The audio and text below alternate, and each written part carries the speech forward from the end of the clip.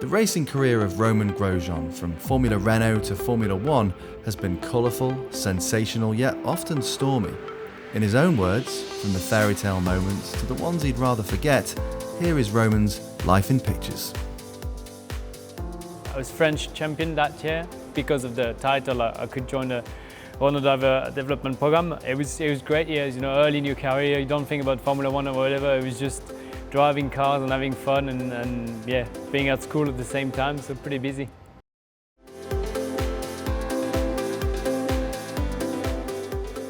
I finished the Formula Renault 2 liters, I had a couple of days in a Formula 3 car and then I was sent to Macau for the Grand Prix and I didn't know what to expect.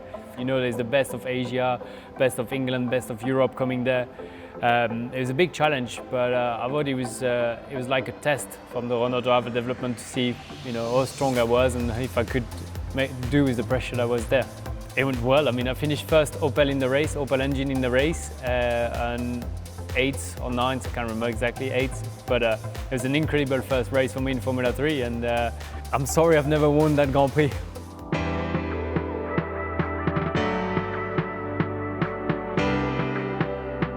It was a very difficult year because there were a lot of Formula 1 drivers in Formula 3 at the time. So Sebastian Buemi was a different team, and then into my team I had Kamui Kobayashi, Tom Dillman and Nico Hülkenberg.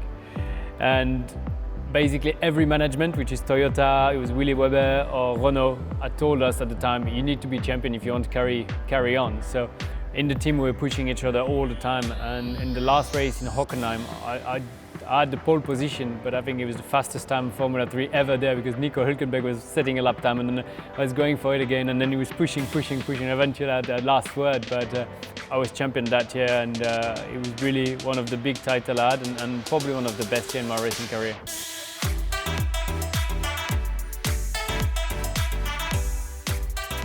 Such an amazing debut in that series. I won the first race in Barcelona, I was second in race 2 I think, and then we went to Monaco and I won it again, and then race 2 had a big crash. And then from that point onwards it went a bit downhill. There were a few things I knew I could have a shot at the Formula 1 seat because Piquet was in and out, we didn't really know, so I didn't focus as I should really on the GP2 series. That's a day that I will always remember, my first ever Grand Prix in Formula 1. No preparation, no testing. I've never had a chance to drive the car and I jumped in next to Alonso. I didn't know much about Formula 1 unfortunately, and it's not only about driving the car, it's about the media, it's about the sponsors, about how you behave, and I was very shy, so a lot of people thought I was arrogant, but it was just, I was shy. And unfortunately at the end of the year I couldn't keep my seat, which was a tough time, but a good life lesson. Because in January 2010 I was still a lot in contact with Eric Boulier and the new owners of the team Renault. I had a phone call at 10 a.m. and they said, no, it's Vitaly Petrov, you out. And then I took my backpack and jumped on a train to go to Paris where my wife was living. So then I started looking at cooking school because I wanted to become a chef.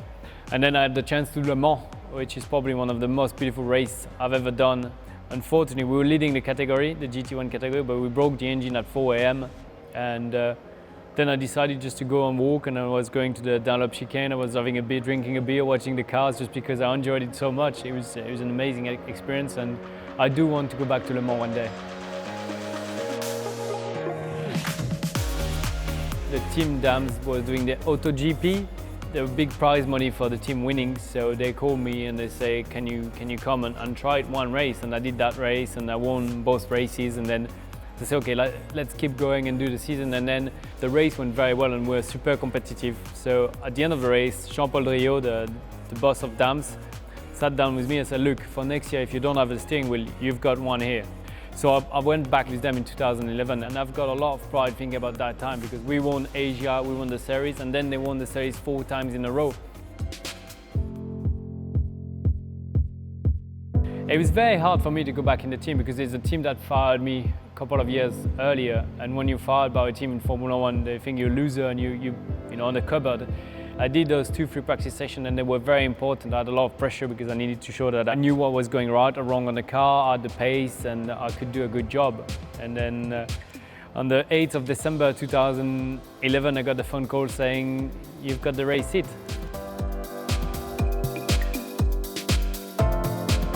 I remember standing on the podium, I'm thinking when I was a kid, I watched Prost, Mansell, Senna, Schumacher, and then I was there on the podium. I was thinking they are kids actually watching me on the podium, and I was very proud of being there, and first podium ever in Formula One.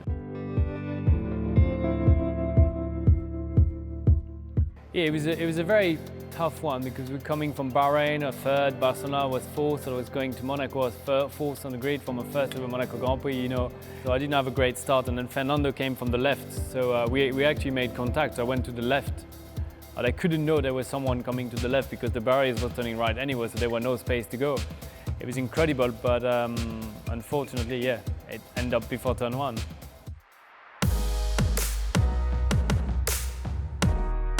In my career, it was a positive to help me start working with a psychologist and do things in a different way. I think the penalty was very harsh. I think Lewis had at least 50 centimeters, not a meter on his ride to move. I think it was not a big mistake initially because I thought I was overtaking him and obviously I had not. So when we collided, it took the wheels off and then the brake fluid went out. There were no more brake. I've got to say, the first thing I was happy with that no one was hurt. And I sent a text to Fernando after the race saying, "Fernando, I'm very, very sorry, And he replied, "Don't worry, it happens, penalty is too harsh, he will come back." That was his text message, and I thought, okay, he's a great champion. And 2 days again on social media, I got so much tough time for that race and saying Fernando lost the title because of that. No, it happens, we're human and we're not robots, and that's the beauty of the sport. If we're all doing things perfect all the time, it'd be boring. No one would be watching. It came at the right time for me. I was going to be 30. I had a lot of time at Enstone, about 10 years since 2005 in the Renault driver development, and I thought that the whole system behind it was very intelligent and a very strong way to come to Formula One. Obviously, you always take a risk when you change for something you don't know. But even today, I'm very proud of what I've been doing with them, what we've been doing in general. In the third season is going super well. We do forget that it's a team sport, and when Seb Vettel or Lewis Hamilton or whoever is winning the race, is a great driver. But don't forget that behind is engineers, mechanics, a team that set up the car. And the car does 95, if not more, of the job. We are the last 5%. And today, all the work we've been doing pays off, and the team is fighting for the 4th place in the Constructor Championship on his 3rd year, fighting McLaren, Renault, Force India, so also big teams.